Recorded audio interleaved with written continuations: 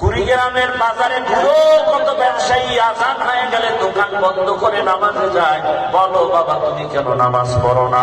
তোমার মতো যুবক তাকায় দেখো, রাস্তায় গাড়ি চালায়, নামাজ ছাড়ে না। বলো তোমার কপাল কেন খারাপ, তুমি কেন পারো না?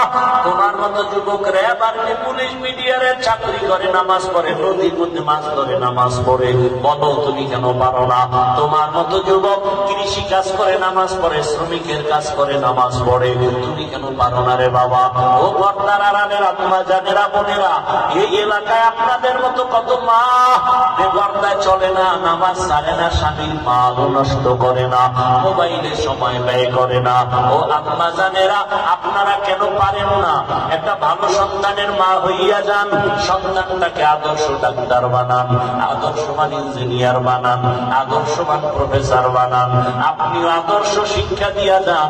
আপনার ব্যবহারে কোনদিন যেন স্বামী কষ্ট না পায়। নামাজ ছাড়বেন না, আর বেপরদায় চলবেন না, মোবাইলে সময় নষ্ট করবেন না, স্বামীর মাল খেয়ানত করবেন না। এরে আম্মা জান, আপনার সন্তানটা ভালো হলে আপনার সুনাম হবে, কবরে আপনি শান্তি পাবেন।